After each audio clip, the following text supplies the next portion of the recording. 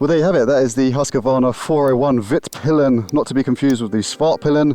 As you can see, the Vitpilen has the clip-on handlebars and the Svartpilen has the straight. But this is pretty much a 390 in a tuxedo. Of course, the main aspect for this bike, if you ask me, its selling point is the looks. It's obviously a cafe racer, modern, retro-styled bike.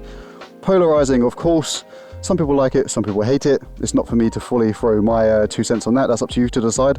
But before we get on the road, just notice the couple of nice little accents around this thing. I love the Husqvarna exhaust, which matches the black frame and all that kind of stuff. I like the accents around the radiator guards, and then I love this little grab handle, although we'll get into that in a minute. I don't see the point in having that because, as you see when I jump on it, this bike is tiny and I don't know where you'd fit 2 people on this bike.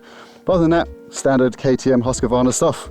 WP Apex suspension, cool modern styling, and just to finish it off, this does have adjustable clutch and brake levers, so that is a premium finish for the smaller CC section, if you ask me, especially the adjustable suspension. But let's get this thing out for a rip. I don't want to be standing here all day, it's too hot. But first, let me just show you guys what it looks like when I jump up on this. As you can see, as I just said, I can quite easily flat foot this thing all day. I am 6 foot, so bear that in mind. But I do think this bike, like most of these smaller CC bikes, is kind of aimed at the usual rider around the 5'5" to 5'10", 11 mark. You can make it work. Of course, I can fit on this, but as you can see, doesn't leave much room for the passenger on the back if you are my size. But other than that, the only bad thing I want to say before we get off is, see this kickstand? I hate this kickstand. When you kick it back, right? See that? It gets stuck right behind your foot peg. So when you go to kick it out, you have to find it and you have to kick this thing out the way to get to it. And when you're in a bit of a hurry, it's a bit tedious. And if you're a beginner, I could see that being a bit of a stuff up if you're not very confident on a bike. But anyway, let's go ride this thing, let's chat, more wind in our hair, and let's see what the Husky is all about. Oh, am I glad to be on the road. Those little segments I do where I stand and talk to you guys in this heat actually takes it out of me, and you can tell probably on those little segments that my breath sounds very short, but it's because I am cooking underneath this helmet with all of the vents closed, so my audio sounds nice. But anyway, back to the Vitpilen at hand. So let me just get my first main gripe out of the way and then we can move on, because I don't want to spend too much of this video being negative about this bike, because it is what it is. It is a smaller CC aimed at the newer rider or the type of person that isn't interested in a big stonking single cylinder engine. But my main gripe with this thing, right, and it's going to be very niche, so take everything I say with a pinch of salt.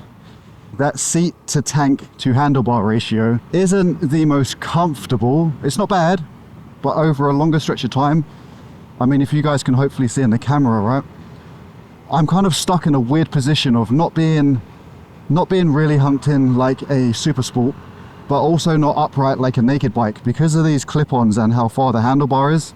As I said, I'm quite a tall guy, so this is probably worse for you guys that are shorter. So if I lean back a little, my arms are really getting stretched out. I'm really fighting those things. So if I pull forward to put my back where I can reach the handlebars, there's a lot of weight on my wrists. It almost resembles a super sport, it really does. Now my main gripe with that is if this thing is aimed at beginners, yes, it's doable, but it might knock a little bit of confidence out your sails if you're not fully comfortable. And I think for beginners, comfort is probably the biggest key, because if you're worried about all of your positioning and it doesn't feel right, then it's going to take you a lot longer to gel with the bike.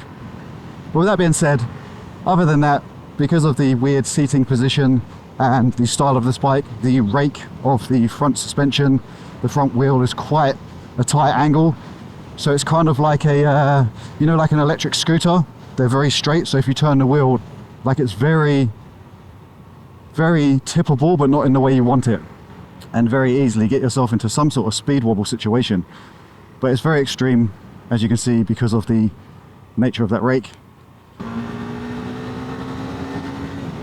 Anyhow, let's move on from the negatives of the geometry of this bike and let's get into the positives, because this engine, this 390 401 platform, it's popular for a reason, and KTM have installed it across a wide range of their 390 platform for a reason.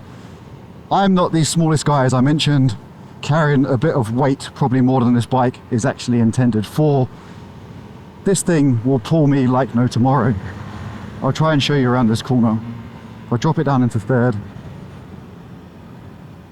and peel out, it will go plenty fast. And I think this is more than what you need for the street by far. Oh, and it has a quick shifter. Forgot to mention that.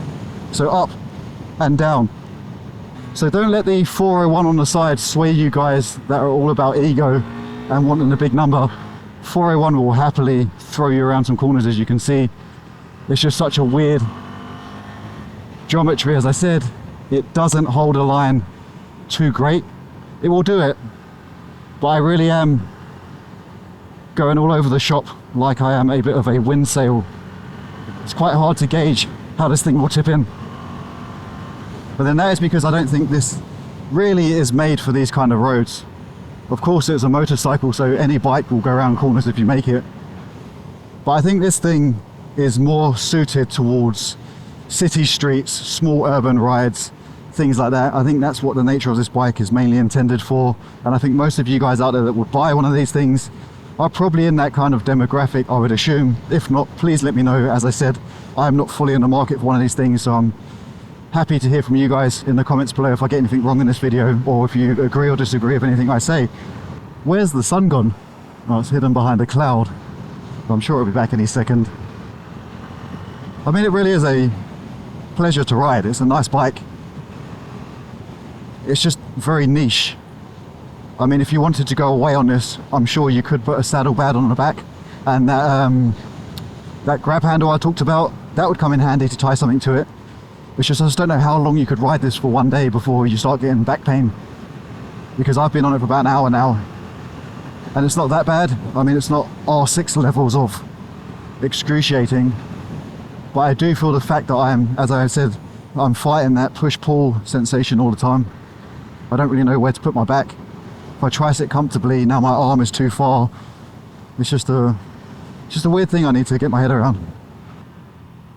Well, I suppose let's take it to some actual roads that this thing would be more suited to, because I could sit here and bash on it all day saying that it doesn't go around corners properly, but it's obviously not designed for that, is it? And I'll tell you one thing this bike does get is quite a bit of attention. Quite a lot of people do look at it. Maybe that's because I look so stupid on this tiny thing, but I think it's because of the looks. It does have a nice little cafe racer vibe to it, and I like the fact that they have like the Husqvarna branding on the throttle lever here and the black levers. It's just those little touches that make a bike look a lot better in the smaller category of CC bikes. So here we go, here's more of the natural habitat for the 401 from Husky. It's the normal kind of streets. We'll get into some more normal roads in a second. But when you don't have to push it around corners and worry about dips and divots and really leaning into a corner, this is where this thing shines. It just purrs along comfortably.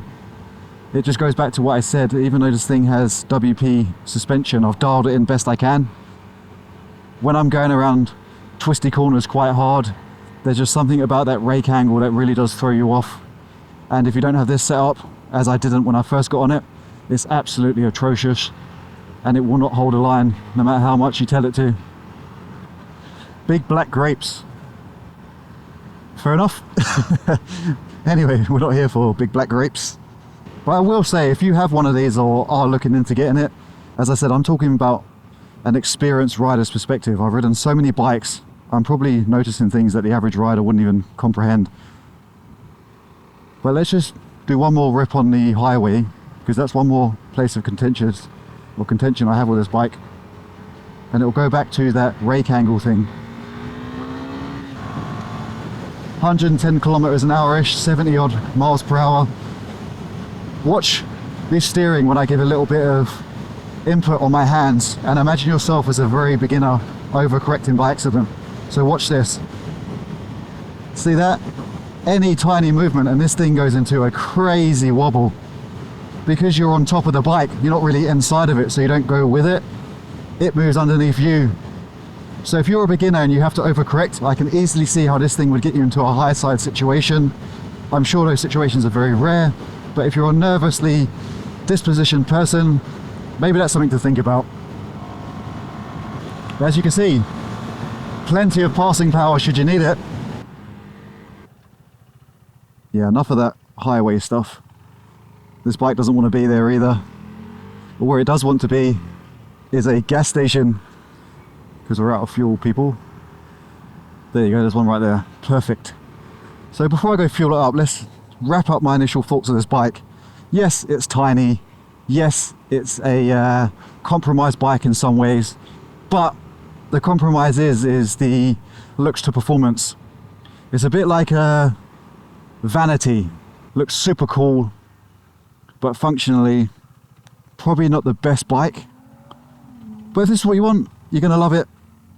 I don't hate it that bad. It's just there's better bikes in this category for sure.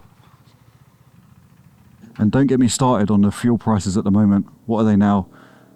$3.45 a litre here in New Zealand. Absolutely extortionate. And straight away, look, once again, I can't find this bloody kickstand. There you go. The Vitpilen 401. Before I fall over, let me know what you think. See you guys in the next video. Peace.